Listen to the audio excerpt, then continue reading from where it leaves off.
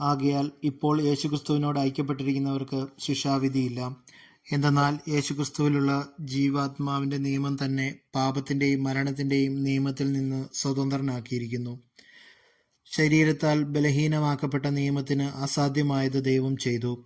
അവിടുന്ന് തന്റെ പുത്രനെ പാപപരിഹാരത്തിനു വേണ്ടി പാപകരമായ ശരീരത്തിന്റെ സാദൃശ്യത്തിൽ അയച്ചുകൊണ്ട് പാപത്തിനു ശരീരത്തിൽ ശിക്ഷ വിധിച്ചു. ഇത് ശരീരത്തിന്റെ പ്രവണതകൾക്കനുസരിച്ച് ജീവിക്കാതെ ആത്മാവിന്റെ പ്രചോദനം അനുസരിച്ച് ജീവിക്കുന്ന നമ്മിൽ നിയമത്തിന്റെ അനുശാസനം സഫലമാകുന്നതിനു വേണ്ടിയാണ്. എന്തെന്നാൽ ജഡികമായി ജീവിക്കുന്നവർ ജഡിക കാര്യങ്ങളിൽ മനസ്സ് വയ്ക്കുന്നു, ആത്മീയമായി ജീവിക്കുന്നവരാകട്ടെ ആത്മീയ കാര്യങ്ങളിൽ മനസ്സ് വയ്ക്കുന്നു. ജഡികാഭിലാഷങ്ങൾ മരണത്തിലേക്ക് നയിക്കുന്നു, ആത്മീയ അഭിലാഷങ്ങൾ ജീവനിലേക്കും സമാധാനത്തിലേക്കും. ജഡിക താല്പര്യങ്ങളിൽ മുഴുകിയിരിക്കുന്ന മനസ്സ് ദൈവത്തിന്റെ ശത്രുവാണ്. അത് ദൈവത്തിന്റെ നിയമത്തിന് കീഴ്പ്പെടുന്നില്ല, കീഴ്പ്പെടാൻ അതിന് സാധിക്കുകയുമില്ല. ജഡിക പ്രവണതകൾ അനുസരിച്ച് ജീവിക്കുന്നവർക്ക് ദൈവത്തെ പ്രസാദിപ്പിക്കുക സാധ്യമല്ല. ദൈവത്തിന്റെ ആത്മാവ് യാഥാർത്ഥ്യമായി നിങ്ങളിൽ വസിക്കുന്നെങ്കിൽ നിങ്ങൾ ജഡികരല്ല, ആത്മീയരാണ്. ക്രിസ്തുവിന്റെ ആത്മാവിലല്ലാത്തവൻ ക്രിസ്തുവിനുള്ളതല്ല. എന്നാൽ നിങ്ങളുടെ ശരീരം പാപം നിമിത്തം മൃതമാണെങ്കിലും ക്രിസ്തു നിങ്ങളിലുണ്ടെങ്കിലും നിങ്ങളുടെ ആത്മാവ് നീതി നിമിത്തം ജീവനുള്ളതായിരിക്കും. യേശുവിനെ മരിച്ചവരിൽ നിന്ന് ഉയർപ്പിച്ചവന്റെ ആത്മാവ് നിങ്ങളിൽ വസിക്കുന്നുണ്ടെങ്കിൽ യേശു ക്രിസ്തുവിനെ ഉയർപ്പിച്ചവൻ നിങ്ങളുടെ മർത്യ ശരീരങ്ങൾക്കും നിങ്ങളിൽ വസിക്കുന്ന തന്റെ ആത്മാവിനാൽ ജീവൻ പ്രദാനം ചെയ്യും. ആകയാൽ സഹോദരരെ, ജഡിക പ്രവണതകൾക്കനുസരിച്ച് ജീവിക്കാൻ നാം ജഡത്തിന് കടപ്പെട്ടവരല്ല. ജഡികരായി ജീവിക്കുന്നെങ്കിൽ നിങ്ങൾ തീർച്ചയായും മരിക്കും. എന്നാൽ ശരീരത്തിന്റെ പ്രവണതകളെ ആത്മാവിനാൽ നിഹനിക്കുന്നെങ്കിൽ നിങ്ങൾ ജീവിക്കും. ദൈവാത്മാവിനാൽ നയിക്കപ്പെടുന്നവരെല്ലാം ദൈവത്തിന്റെ പുത്രന്മാരാണ്. നിങ്ങളെ വീണ്ടും ഭയത്തിലേക്ക് നയിക്കുന്ന അടിമത്വത്തിന്റെ ആത്മാവിനെയല്ല, മറിച്ച് പുത്രസ്വീകാര്യത്തിന്റെ ആത്മാവിനെയാണ് നിങ്ങൾ കൈക്കൊണ്ടിരിക്കുന്നത്. ഈ ആത്മാവ് മൂലമാണ് നാം ആബാ, പിതാവേ എന്ന് വിളിക്കുന്നത്. നാം ദൈവത്തിന്റെ മക്കളാണെന്ന് ഈ ആത്മാവ് നമ്മുടെ ആത്മാവിനോട് ചേർന്ന് സാക്ഷ്യം നൽകുന്നു. നാം മക്കളെങ്കിൽ അവകാശികളുമാണ്, ദൈവത്തിന്റെ അവകാശികളും ക്രിസ്തുവിന്റെ കൂട്ടവകാശികളും. എന്നാൽ അവനോടൊപ്പം നിങ്ങൾ മഹത്വപ്പെടേണ്ടതിന് ഇപ്പോൾ അവനോടുകൂടെ നാം പീഡ അനുഭവിക്കുന്നു. വെളിപ്പെടാനിരിക്കുന്ന മഹത്വം. നമുക്ക് വെളിപ്പെടാനിരിക്കുന്ന മഹത്വത്തോട് തുലനം ചെയ്യുമ്പോൾ ഇന്നത്തെ കഷ്ടതകൾ നിസ്സാരമാണെന്ന് ഞാൻ കരുതുന്നു. സൃഷ്ടപ്രപഞ്ചം ദൈവമക്കളുടെ വെളിപ്പെടുത്തലിനെ ആകാംക്ഷയോടെ കാത്തിരിക്കുന്നു. അത് വ്യർത്ഥതയ്ക്ക് അടിമപ്പെട്ടിരിക്കുന്നു.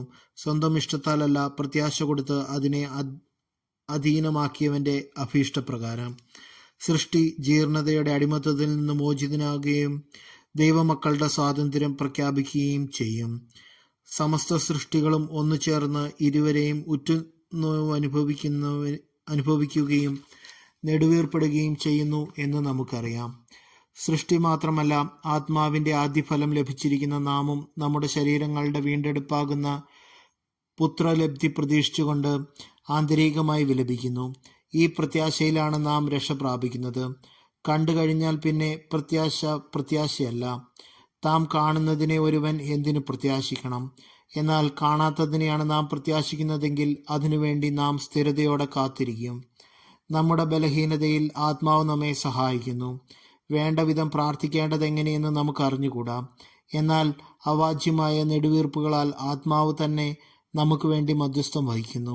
ഹൃദയങ്ങൾ പരിശോധിക്കുന്നവൻ ആത്മാവിന്റെ ഇംഗിതം ഗ്രഹിക്കുന്നു. എന്തെന്നാൽ ആത്മാവ് ദൈവഹിതമനുസരിച്ചാണ് വിശുദ്ധർക്ക് വേണ്ടി മധ്യസ്ഥം വഹിക്കുന്നത്. ദൈവത്തെ സ്നേഹിക്കുന്നവർക്ക്, അവിടുത്തെ പദ്ധതി അനുസരിച്ച് വിളിക്കപ്പെട്ടവർക്ക് അവിടുന്ന് സകലവും നന്മയ്ക്കായി പരിണമിപ്പിക്കുന്നുവെന്ന് നമുക്കറിയാമല്ലോ. അവിടുന്ന് മുൻകൂട്ടി അറിഞ്ഞവരെ തന്റെ പുത്രന്റെ സാദൃശ്യത്തോട് അനുരൂപരാക്കാൻ മുൻകൂട്ടി നിശ്ചയിക്കുകയും ചെയ്തു. ഇത് തന്റെ പുത്രൻ അനേകം സഹോദരരിൽ ആദ്യജാതനാകുന്നതിന് വേണ്ടിയാണ്.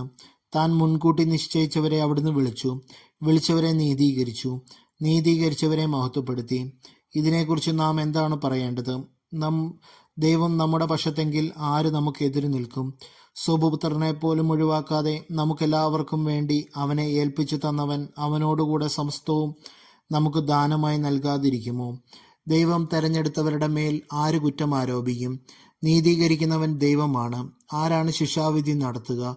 മരിച്ചവനെങ്കിൽ ഉദ്ധാനം ചെയ്തവനും ദൈവത്തിന്റെ വലതുഭാഗത്തിരുന്ന് നമുക്ക് വേണ്ടി മധ്യസ്ഥം വഹിക്കുന്നവനുമായ യേശുക്രിസ്തു തന്നെ. ക്രിസ്തുവിന്റെ സ്നേഹത്തിൽ നിന്ന് ആര് നമ്മെ വേർപെടുത്തും?